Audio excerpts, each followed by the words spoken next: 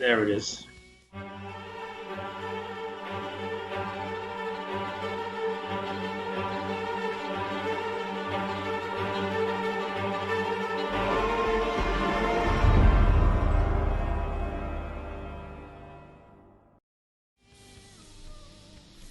Welcome everyone to Dead Talk Live. I'm Viz from Walking Dead Now, and I'm very, very honored today to introduce our special guest, Anthony Timpone. And of course, our executive producer Marko is right there on top. And Saz is going to be handling the text chats tonight, so please feel free to chat in your questions. Tony, welcome so much for joining us. Hey, my pleasure, guys. Real honor to be on with you folks. It's amazing. As we've said many times before, Fangoria Weekend of Horrors was a huge part of us growing up, and it was phenomenal. It was an amazing experience, and just having you on our show so many years later is like a dream come true. You have 35 plus years experience in the horror genre, which is just beyond comprehension. And again, thank you so much for joining us tonight. I'm looking forward to our chat. Me too. And I want to just get started right off the bat because we have so much to talk about. You are bringing back Weekend of Horrors. That's right. Now, for those of you guys that don't know, that was the Fangoria magazine's horror convention that was held throughout the United States. Me and my brother Marko would go every year to the New York one. We traveled up to Boston, all over the country to go to this Weekend of Horrors.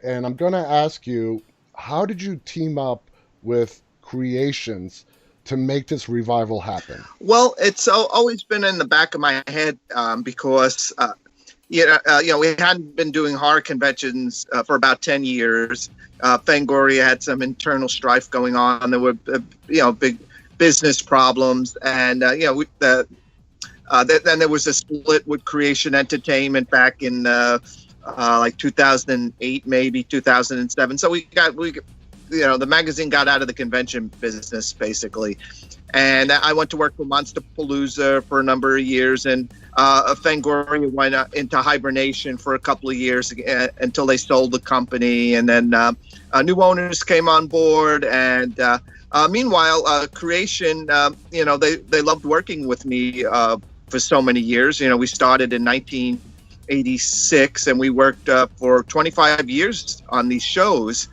and I kept hearing, over the last 10 years, when are you bringing back the Weekend of Horrors? It meant so much to so many people. So many careers were launched at our shows. So many people were discovered going to Fangoria conventions. So anyway, Adam Malin, the co-CEO of Creation Entertainment, approached me and said, "Hey, let's put the band back together. I want to do another Weekend of Horrors show." And at first, Fangoria was involved, and then Fangoria is going through some more internal problems right now. So Creation decided to do, let's launch the show now. While Fangoria, maybe they'll get their act together a couple of years from now. But we need to get out there on the road doing shows again. So we struck a partnership, and in beginning June 11th to the 13th, 2021, we'll be bringing back the Creation Entertainment's Weekend of Horrors in Edison, New Jersey, tri-state area. And, the show is going to be huge. It's, been in the works for a while now. And as you know, we've been actively securing talent for that. And so that's pretty much it in a nutshell. There's been a great demand for the Weekend of Horrors to come back. We've spawned tons of competition because in the beginning we were the only game in town. Now we have to rebrand ourselves and reboot ourselves to put ourselves back on top as the number one preeminent horror convention, Creation Entertainment's Weekend of Horrors. And we're going to get to how you guys were the pioneers of everything that's there today.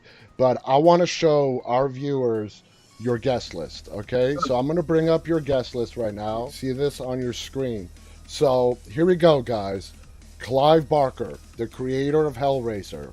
Norman Reedus, Daryl Dixon, David Harbour from Stranger Things, the great Tom Savini, Chandler Riggs, Carl, Cassady McClincy, Lydia from The Walking Dead.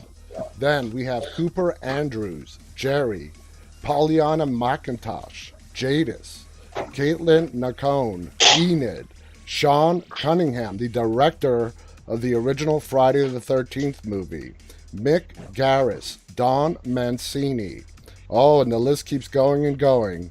Greg Nicotero, executive producer of The Walking Dead, and oh my God, where do we even start with him? He was on the original Day of the Dead as an actor. We have Gary Sherman, we have John McNaughton, Armand Mastriani, Joseph Zito, Mark Rossman, and we have more. We have William Lustig, of course, Tony Timpone, Robert Hilsig, Ron Milkey, Adrian King, Alice from Friday the 13th, Janine Taylor, Robbie Morgan, Harry Manfredi. Oh my God. I mean, you talked about talent. I have a question specifically for that. And my next question goes into what goes into the process of booking an all-star lineup like this one? Well, the thing is that, creation conventions have been in business since the mid-'70s, and nobody does it better. They have relationship with all the talent agencies, business managers. They know the art of the deal. They know how to strike a deal with talent. That you combine that with my friendships with a lot of these people, the Sean Cunninghams, the Mick Garrises, the Don Mancinis, that we don't even have to deal with agents. That's just an email for me. But when you're dealing with the Walking Dead type caliber guests, these really huge mainstream successful talent, then it takes a bit of negotiation, and creation is a real whiz at that because they do it on a daily basis. They do all kinds of conventions. Every weekend on the calendar, and they know how to strike a deal with these people, and that they know how to assemble talent. They know how to spend the big bucks to get the big talent, like Norman Reedus, for example.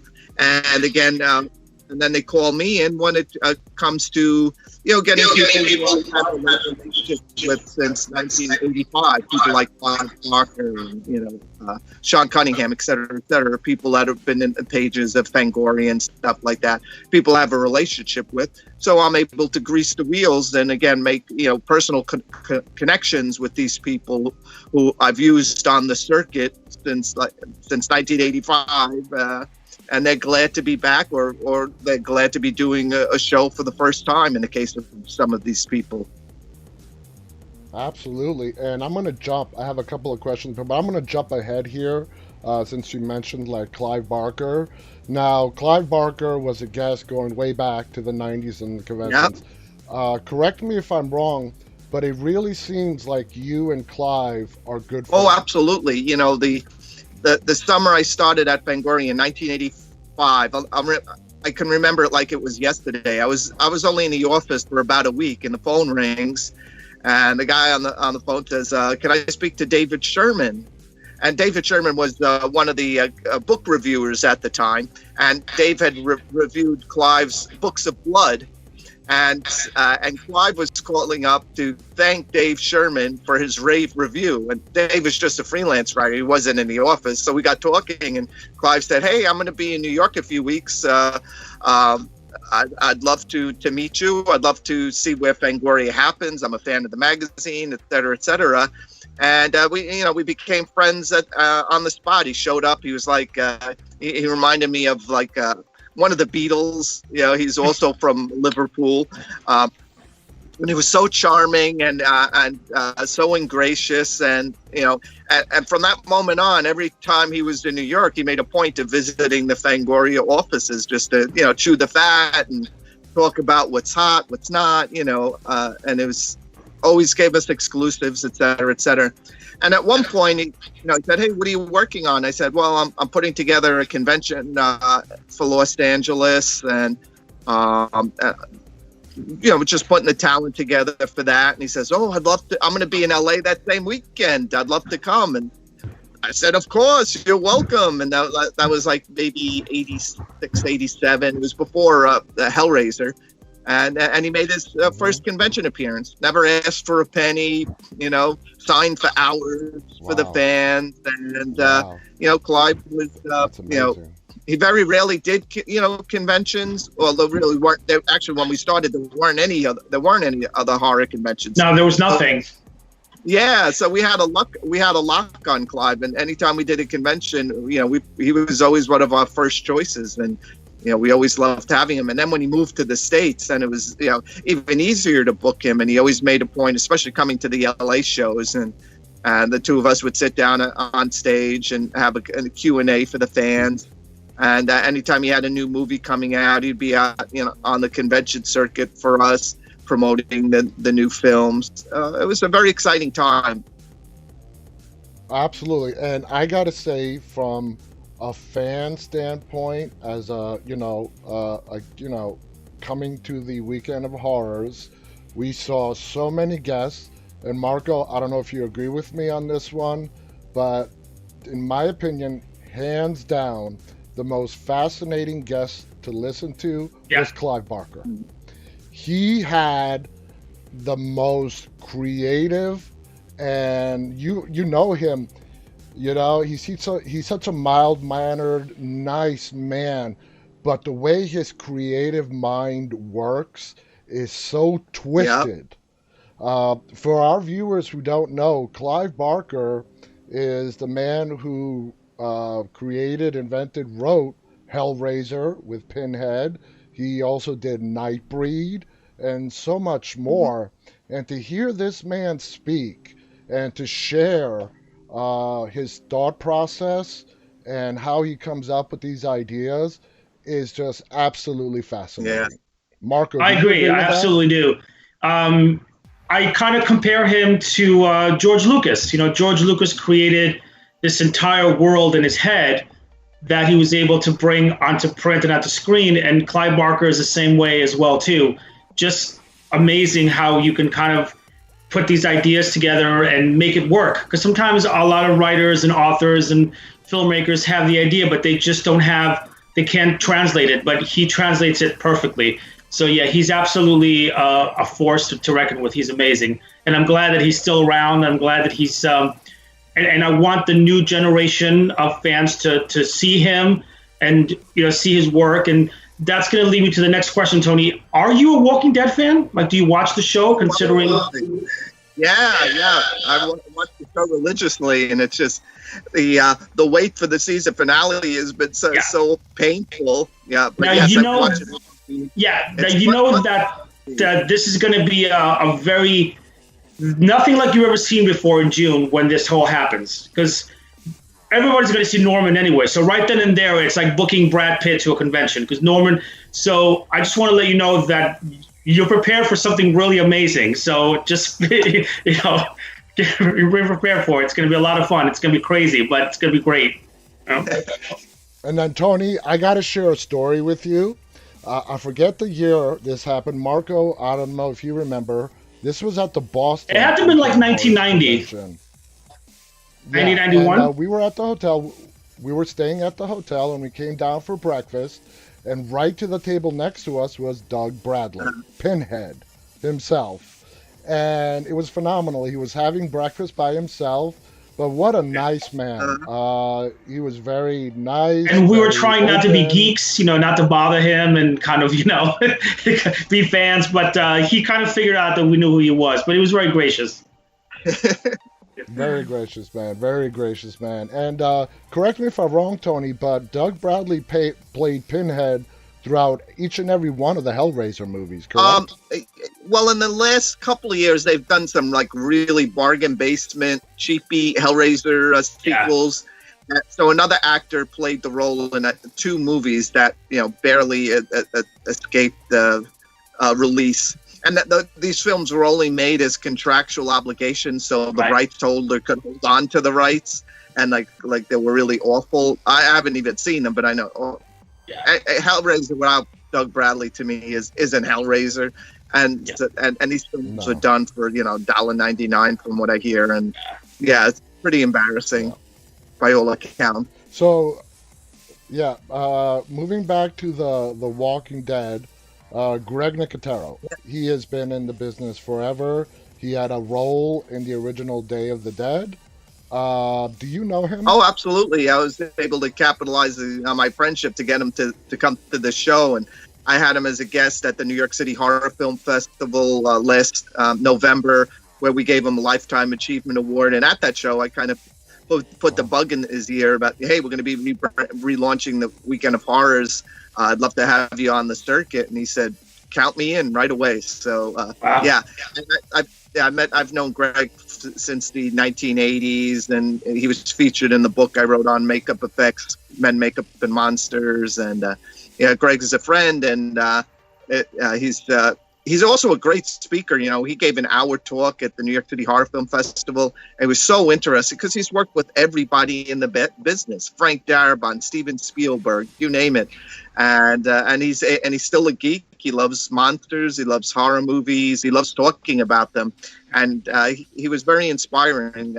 Hearing him talk in front of the fans, and I can't wait to have him on stage one-on-one with the fans and at that show, that East Coast Weekend of Horrors next June.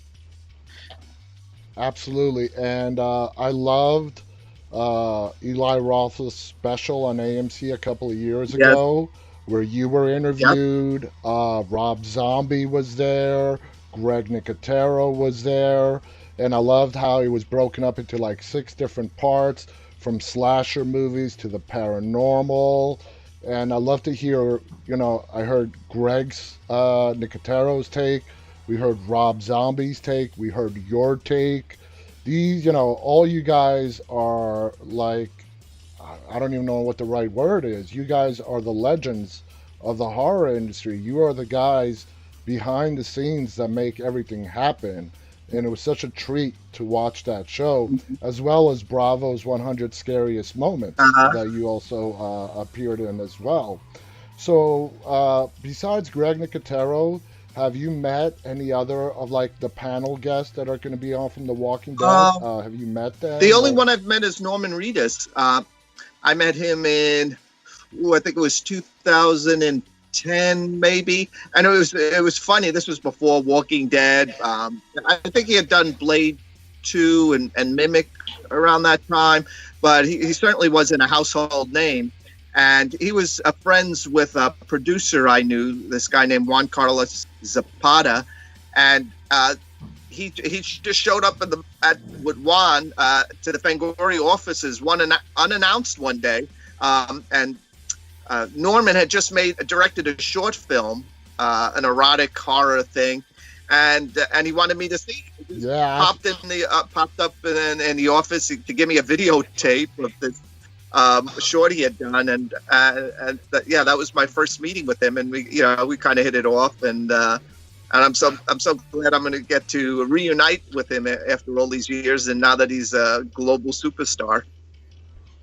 Absolutely. And that short film that you're talking about, now that he's a big superstar, that video has become kind of viral. I don't know if Marko has seen it, but it is like Norman. I haven't seen the whole thing, but it's Norman Reedus in this erotica. He's like wearing lipstick. Okay. Yeah, you got to check this out, Marko. It's something. And I don't see. think it's on his filmography either. It's weird. It's kind of just dropped into the ether. Because I checked on IMDb and I didn't see it listed there because I forget the title of it too. Yeah.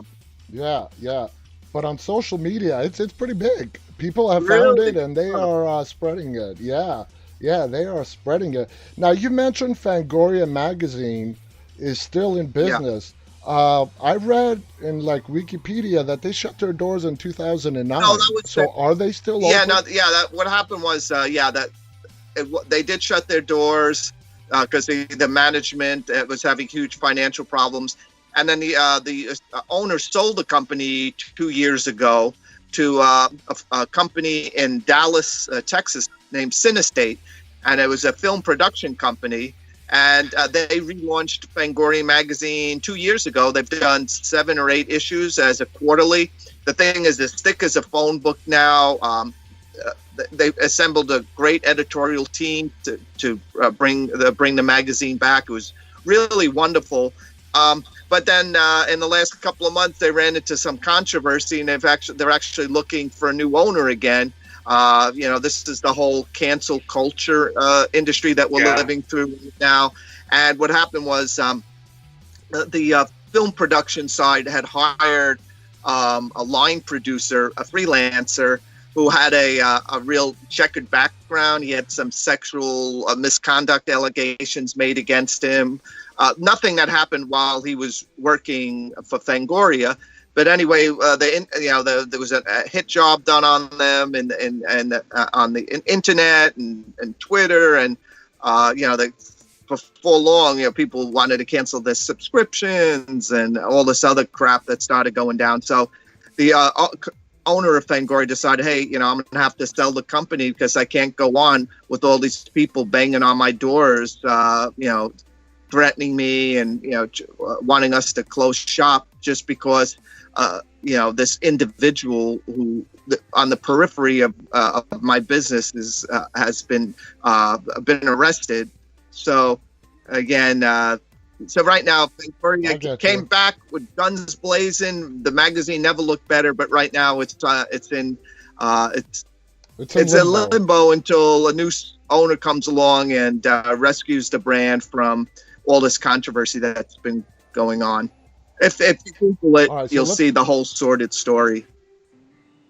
All right, let's go back to the glory days of Fangoria, okay? Now, your magazine covers and really pushed the limit on the gore factor. They were great for horror fans, but as an adult now, back then I was a teenager in my early 20s.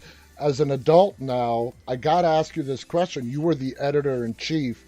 Did you receive any kind of pushback from the public or any other media companies on how gory you were making your covers? No, surprisingly not. I think the only time, and we had some really gruesome covers. I mean, we had Gore Zone even more so. Gore Zone was even more extreme. But Fangoria, we had this shot once from Event Horizon, where this guy's impaled on a stake that's going through his anus out his mouth, and I thought for sure we were going to get in trouble for that. But the covers, never got any pushback on the covers. It was more sometimes the content of the magazine got us in trouble. For instance, we had an article on the making of A Nightmare on Elm Street 3, Dream Warriors. There was a line from where Freddy drops the F-bomb. And we had that in the article, and we used the F word, and we got in trouble for that. Some angry mom, contacted the newsstands because her 7-year-old was reciting dialogue out of the magazine with the F word in it. Where'd you get? That just goes to show you the kind of how the world has changed over the last 20 to 30 years. So back then you could just get, a slap on the wrist and don't do it again. Now you're forced to sell your business. That's basically what's going on now, thanks to Twitter and, this whole cancel culture, which is, really, really a sad thing.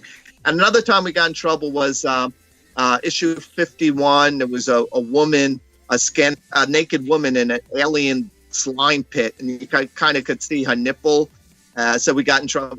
We got some trouble for that. And then when the whole video nasties thing was going on in the UK, supposedly Margaret Thatcher held up a copy of Fangoria and said something like, "This is something that should not be seen by children." And so we've had some heat, but nothing like today. If we were doing what we were doing. If the magazine was doing today what we were doing back then, I don't know how we would get away with some of the stuff we used to do. Oh yeah, you guys were pioneers. You were pioneers. I want to get to a viewer question. Obviously we have more questions, but our viewer Gypsy Road from YouTube, his exact question is, let me go ahead and find it. In your opinion, what is the most underrated horror movie that almost nobody saw? Wow. Yeah, that is a great question. Most underrated horror movie. You mentioned Event Horizon. Yeah, that's a good I thought one. that Yeah, was an amazing Yeah, movie. very good movie. And there's talk that someday it might be restored. Evidently, there was a lot of footage left on the cutting room floor. So that's one that I would love to see fans rediscover. That was a bit of a gem. Yeah, other reasons, I loved it. Yeah. I like that one. Sorry, but I like that a lot. yeah, that was great. Sam Neill was in it. Lawrence Fishburne was in it. What a cast. What a great Tony, movie. what was the goriest movie you ever saw? The goriest movie? Oh, gee whiz. Mine was Green Inferno. Did you see that, Eli Roth's Green Inferno? That was definitely pretty gruesome. Yeah, that was pretty intense for getting away with the rating as well too. It kind of shocked me because that was kind of yeah. Yeah. I mean, something like Brain Dead, the Peter Jackson film, that's incredibly gory, but in one way that I don't think they got more gory than that. So that's at the top of probably the top of the list. And who was that director back in the day? Dario Argento. He what was that zombie movie, Marco? Zombie. Yeah, that was Lucio Fulci. That was really gory. Yeah, that Lucio Fulci. Yeah, that was the Dawn of the Dead ripoff. That was great. Yeah, incredibly gruesome, and it's very atmospheric. Great movie. Blue Underground just put out an enhanced Blu-ray of that fans should check out. Absolutely. So, how old were you when you got your start at? Well, not when you got. Well, when did you get your start at Fangoria? And then, how old were you when you actually became editor-in-chief of Fangoria magazine? Let's see. I started at Fangoria in 1985, so that would have made me 22, and I was editor-in-chief by the time I was 23. What an accomplishment! I mean, to be editor-in-chief of Fangoria magazine by the time you're 23, wow. Yeah. I mean, that's like Hugh Hefner. So proud of that. It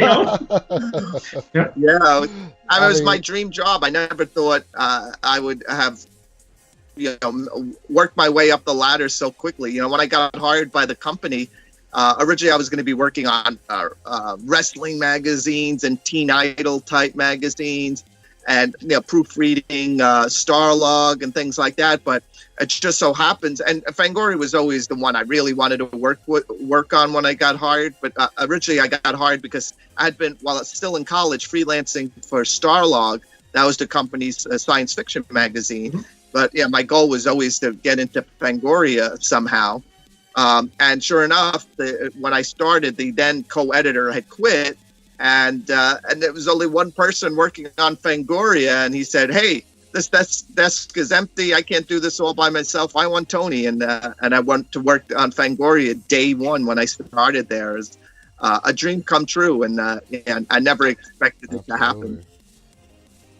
Absolutely. Now, was Weekend of Horrors happening before you became editor? Yes, about 6 months before. The first Weekend of Horrors was held in New York City at the Edison Hotel. Let's see, what was the hotel? I think it's the Pennsylvania. It used to be at the Pennsylvania. No, it wasn't the Pennsylvania. It was a different hotel. I think it was the Edison. Because we saw you at the Pennsylvania. It was the one on 33rd Street. Yeah. Yeah. Eventually, we moved it to the Pennsylvania. We had started at another hotel, and I was there as a fan, and I met the then editor.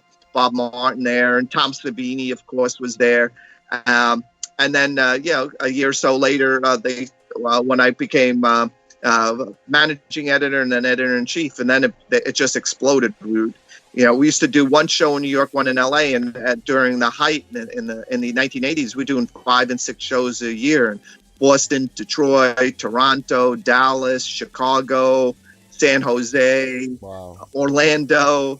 So we were all over the place. Wow. So today, the market is flooded with these conventions. The biggest one, obviously, is Comic-Con. You have Walker Stalker. you have this new one, the Wizard. Anyway, there's so Yeah. many of them. How does it make you feel that you guys, 30 years ago, 25, 30 years ago, you were doing this before Comic-Con, Walker Yeah. Stalker, any of these conventions were nothing but a faint glimmer Yeah. in someone's mind? Well, How do you look back and process that? it's amazing because for decades we were the only game in town. We were the only one doing a horror convention. The Comic-Con was taking place, but that was for comic books. There was no show devoted to horror entertainment, and we held that mantle for a long, long time, and then spawned all this competition in recent years, and they all copy the model that we originated back in the 1980s. The shows all do meet and greet with the stars and photo ops and bands at night and cocktail parties with the celebrities and gold tickets and all these other film festivals, all the stuff going on during the show, the costume contest. Creation Entertainment. They created the mold, and that everybody's duplicating now, and it makes it harder for me because now we have all this competition. Back then, we had pretty much the whole calendar at our fingertips. Okay, let's do a show in July this weekend, and let's do another one in October this weekend. Now you have to watch because there might be three or four other horror conventions taking place around the same time. So it's a challenge finding cities and dates where there's no shows, no competition, and celebrities haven't been overexposed in those markets. So it's a lot harder. But once we get all our ducks in a row, there's nothing tops that feeling of being on stage with like a Clive Barker or Don Mancini or some of these great people. Because they're our family, and it's always fun sharing stories with them and seeing what it means to the fans to meet their horror heroes is very satisfying, very rewarding. Absolutely. Now when you look at Comic-Con, let's say Comic-Con for example, and how they do their format, they took your original concept and they've expanded on it. Like you said, Comic-Con used to be just about comics. Now it's all inclusive, you know what I mean? And the science fiction, horror, everything. When you look at what the concept that you guys pioneered back then and look at what it has become now, what do you like as far as changes go? And what changes do you not totally agree with? Well, I love the fact that the shows are really an event now. It's a whole well-produced, glossy event, which before it was just magic marker weekend of horrors on a white piece of cardboard behind the stage. Now it's this huge signages and lights, and it's a very theatrical production now. Music and clips and very, very run like a well-oiled machine. It's basically the concert type production values or Broadway style production values. For basically, meet and greets with celebrities and things like that. It's very hot, slick now, very produced. It's not like a mom and pop kind of thing like it was back when I first started, which is, a lot simpler. So that's what, I like that. I like that the high end type approach to it. Like, you go to a Monsterpalooza and there's the dealer's room is like the size of a football field, but each hanging from the ceiling, these great banners like to tell you where to go. Like you're in Bela Lugosi row, you're in Dracula row, or the Frankenstein row, or the Creature from the Black Lagoon pavilion, and there's all this great monster art and stuff, and they have a museum and things like that. Blah blah blah. So I just love how the convention experience has been taken up a whole new, almost theatrical level. So fans really do get their money's worth when they go to a show like this, and when they go to our shows again. But then another part of me likes the way it was back 30, 40 years ago when you could go to a show and get Clive Barker's autograph for free, and Tom Savini and the studios would bring in all these huge guests. Like, I mean, we had Vin Diesel at a Fangoria convention and Jason Statham before they were stars. And they would sign autographs for free for hours. And, you know, now, of course, it's a whole different world. And, you know, it's going to cost you a pretty penny to get Norman Reedus to sign an 8x10 for you or to do a photo op with Chandler Riggs. Yeah. But, you know, fans have a whole year to save up, and it'll be worth their time when they do get to have that experience, because there's not going to be any other quite like it.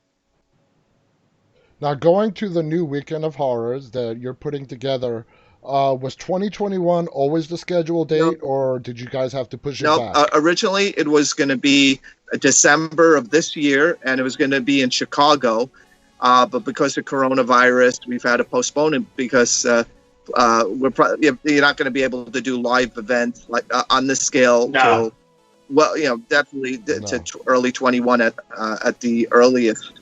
So yeah, that kind of the COVID ruined the convention market, you know.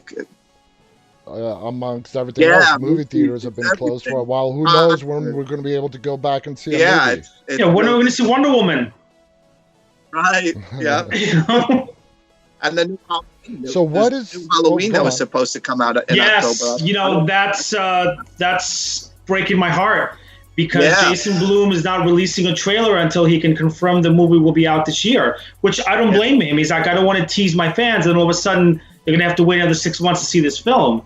So yeah, I'm hoping that, because that's what I'm looking for more than anything, because I'm a huge Halloween fan. I mean, like beyond. The last one was brilliant. That one was amazing, And then this one, they're bringing back Kyle Richards, and the nurse Marianne Crane is coming back to character, and they're bringing back Tommy Doyle. So there's going to be a lot of old characters, a lot of flashbacks. It's going to be amazing. And Jason Blum said that this one's going to be really gory. It's going to be a ride fest.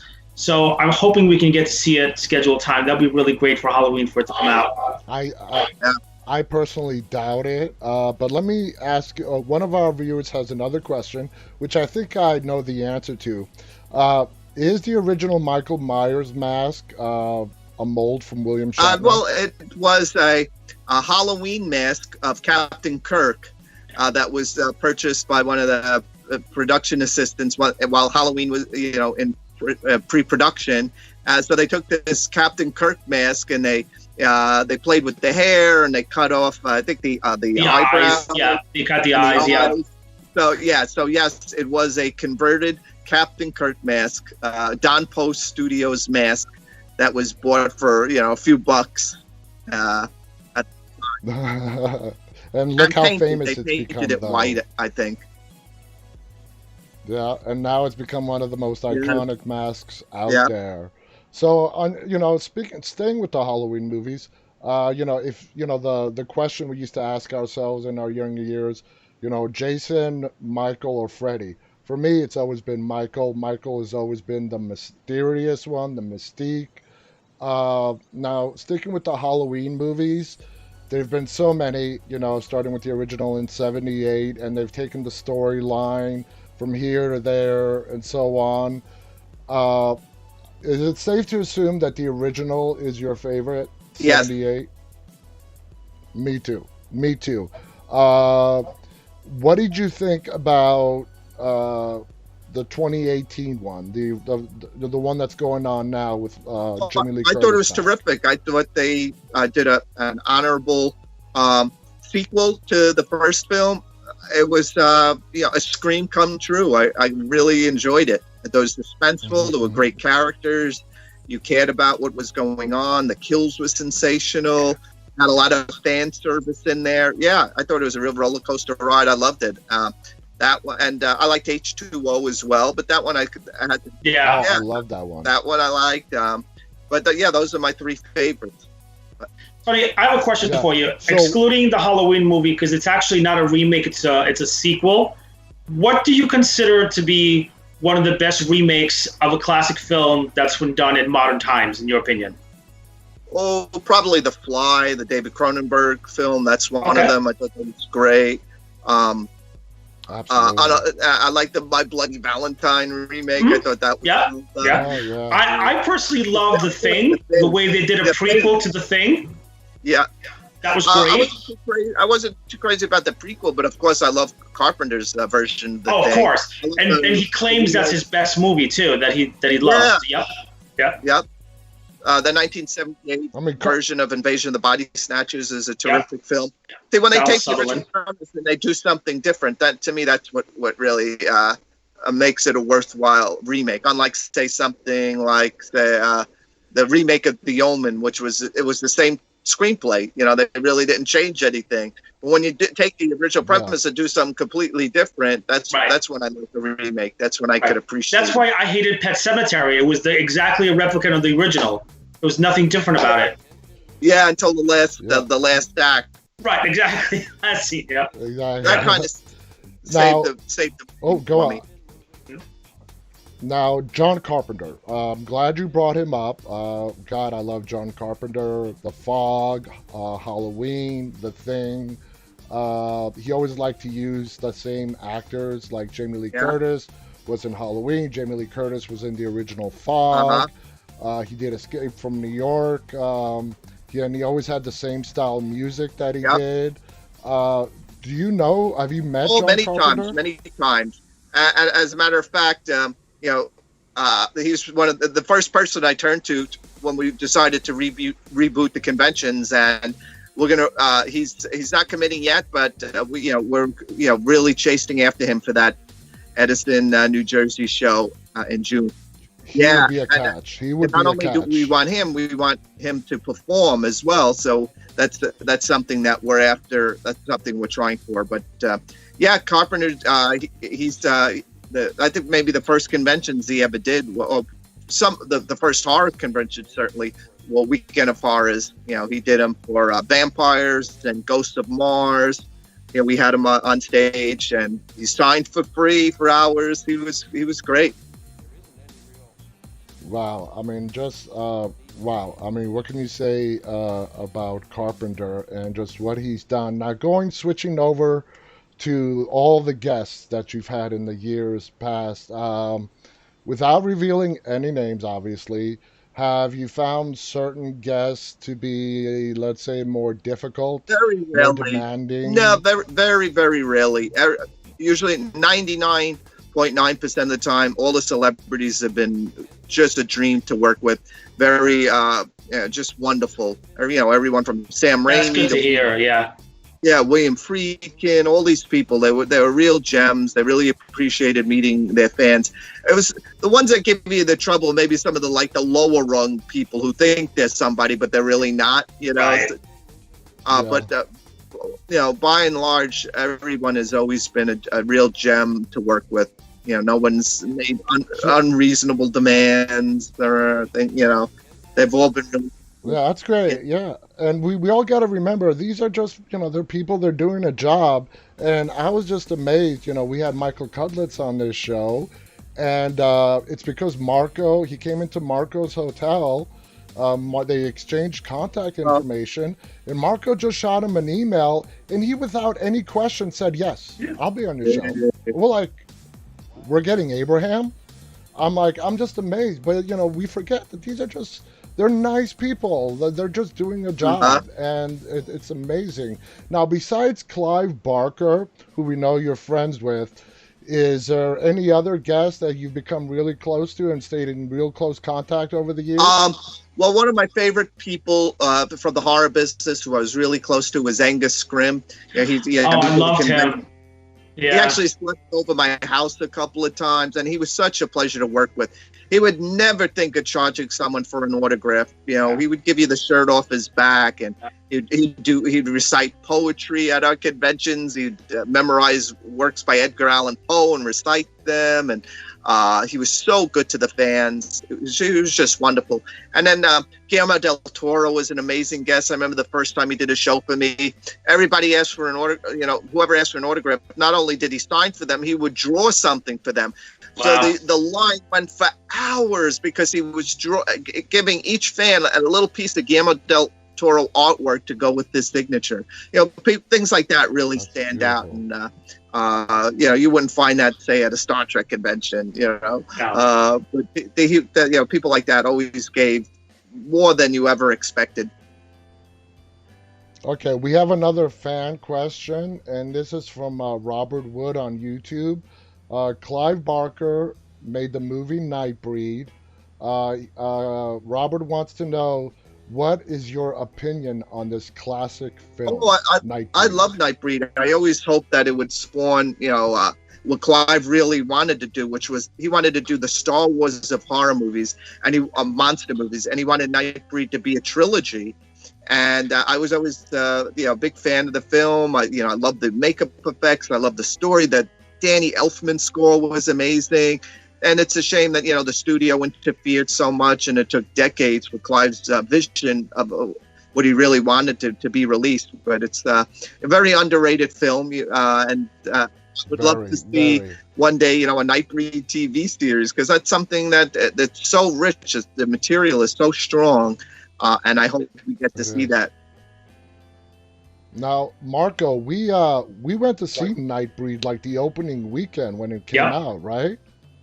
Yeah, we were just so psyched for it, and we loved the movie, and it was just absolutely fabulous.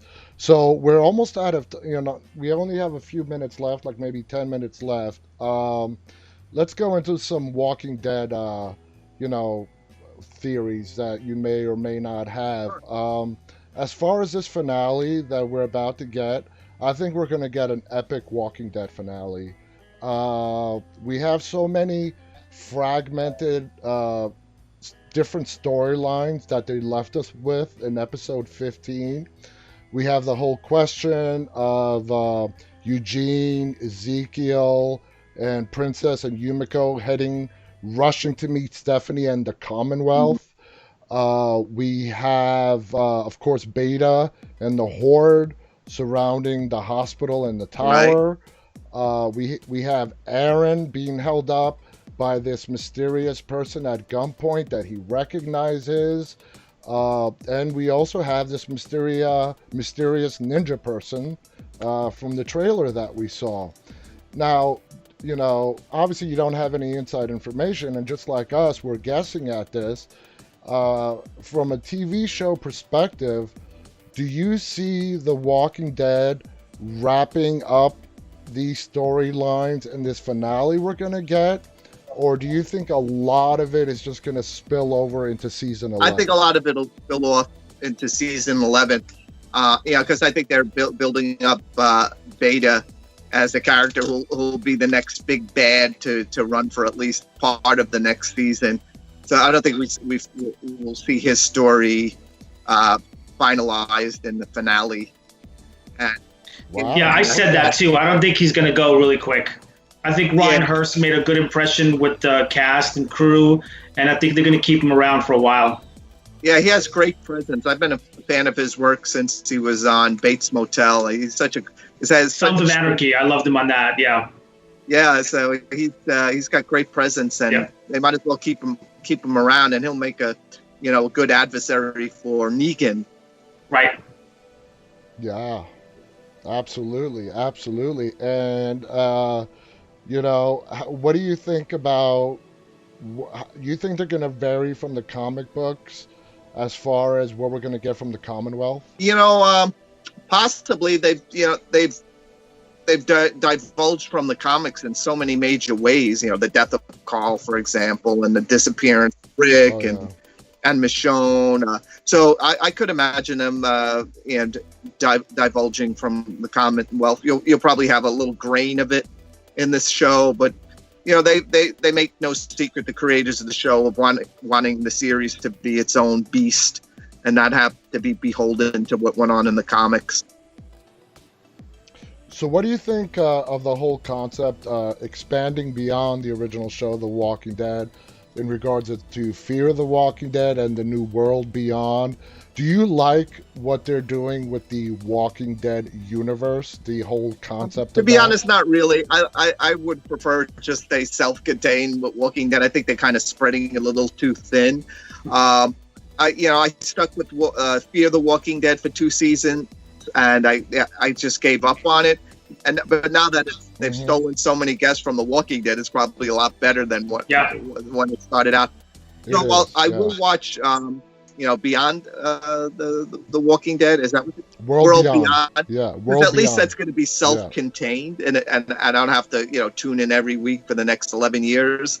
I got it's so I have so little time to devote to these shows. That's why I hate when they do spin-offs, to be honest with you, because I rather put all your efforts into one great show and not spread it so thin. But that's so much money to be made on the brand. I don't blame them, and I will be curious to see what they when they do the Rick movies. Of course, I wouldn't miss those for the world. That definitely will have me as a viewer.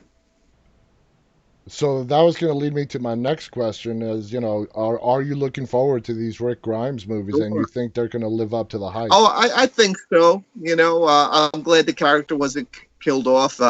And I do feel that when he was written off the show, it did create a vacuum that it took Negan to really fill, in my opinion. And I want to see Negan even more come front and center in the next season. I really missed Rick, and I'm certainly going to be on board for when he does return in those movies. I just wish it was in The Walking Dead itself, because I think the show really needs him. I think it's kind of suffered his loss, and lost so many other characters. But I still best one of the best genre shows on TV. Exactly, and we've heard so many interviews from our cast, directors, producers, and so on, and they said if anybody tells you during the shooting of the pilot that they knew that this was going to be at one point a 30 to 40 million viewer show per week, they are absolutely lying. We have another question. We're almost running out of time. Ceiling Fan Man on YouTube says, do you remember any of the weird movies from the 70s, like Willard or Food of the Gods? Great movies. I've never heard of them. Yeah, of course. Yeah, great movies. Yeah. Yeah, I loved Willard. I was a big fan of that when it came out. And Food of the Gods, I remember it was getting hyped so much, and Famous Monsters of Filmland magazine, I ran out to see it opening weekend, and what a piece of crap that was. But Empire of the Ants. Remember Empire of the Ants with Joan Collins? Oh gosh, that was even worse. Yeah, that was. I was a kid. I grew up in going to drive-ins, which I never thought they would be coming back, and now they're popular again. So that was drive-in movies that at their peak. Those Bird Eye Gordon films, the American International films, and I love those nature amok type movies. Yeah. So. But Food of the Gods was one of the cheesier ones. But Willard definitely is at the top of my list.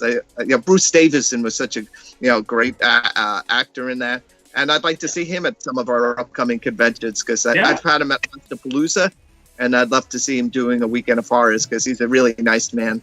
Yeah, and he's done so much work. Awesome. He's done everything from science fiction to comedy to he's just everywhere. Yeah, really. Solid. Tony, before you go, I have a question for you. George Romero. Will there ever be another George Romero, you think, in this business?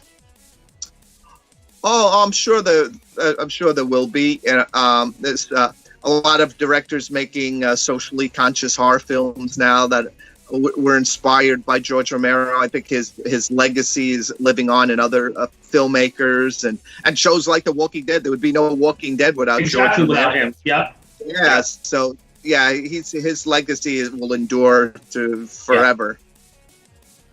Yeah. And I've made a comment on this show many times that before The Walking Dead came on the scene in 2010, the zombie genre had sort of gone to sleep. Yes. For a long while there. There were not any good. We had Zombieland. That was funny. But The Walking Dead hitting the screens, becoming such a phenomena, everybody started making zombie movies again. Yeah. What are your thoughts on that? From a genre that was asleep. It's weird, and it's still going strong. Zombieland Double Tap was a lot of fun. I wasn't expecting to like it as much as I did. So yeah, it hasn't burned itself out yet. You know, I see Zombie. Have you seen Dead Set? Which one? Dead Set. It's a Netflix, a British BBC series.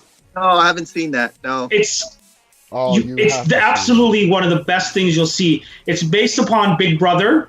So the world goes to shit while the Big Brother contestants grow up the next day not knowing what's going on. It is so well done. And the gore factor is right there. It's brilliant. Yeah, I'll check it out. It's available on Netflix. Yeah, you can see it. Available. Yeah, it's available on Netflix, and it's absolutely around. Just one last question, and then we really are out of time. Back to The Walking Dead. What do you think of J.D. Morgan's portrayal of Negan? I love him. He's to me, he's the best thing in the show. He's such a great actor. I love the fact that Negan has been reformed. You know, I thought that was brilliant what they've done with him, with his character. You know, I love his character. You love to hate him, and now you just love him, period, because you see he's trying to be a better person. He's trying to reform himself. And I would hate to see him turn evil again. I want to see him, step up and lead these people and do good things for these communities. Yeah, I made the call a while ago that I think very soon Negan is going to be the leader of Alexandria. I think he's going to be the leader. I really do. Now that now that Michonne is gone.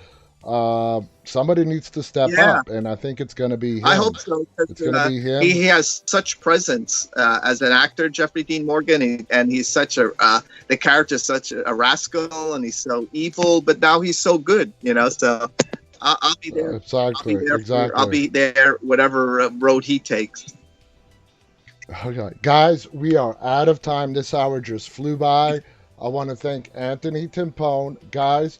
Tony, tell us again the dates for the Weekend of Horrors for next year. It's June 11th through 13th, 2021, at the New Jersey Convention and Expo Center in Edison, New Jersey. Very convenient to get to for tri-state area people. And I have fans flying in from all over the country, all over the world already, who are buying up tickets. So definitely come on down and keep watching the Creation Entertainment Week website, www.creationent.com. I'll also have updates on my Facebook page, my Instagram, and my Twitter, Tony Timpone, at Tony Timpone1. Instagram is Timpone Tony, so Facebook, blah, blah, blah. I'm all over social media. I'll have updates there, and creationent.com for show updates and tickets. Yeah, Tony's links is on my Instagram as well, guys, so you can find him there. Please follow him. He is a legend in the horror industry. He's been in for over 35 years. I guarantee you one thing, Tony. Me and Marko, and I'm going to bring one of my sons at least with me as well. We're going to be there next June, without question. Oh, yeah. Without question. We're going to be there. And thank you so much. It's been a pleasure. Marko, thank you for coming. My pleasure. Tony, it's really nice seeing you again. I'll talk to you soon, I hope. Yeah. And when this is over, hopefully we'll get together for a beer or something. You know? Yeah, sign me up. You got it. All right. Sounds good. All right, guys. We'll be back on the air again tomorrow at 9:30. You've been a wonderful audience. Till tomorrow, guys.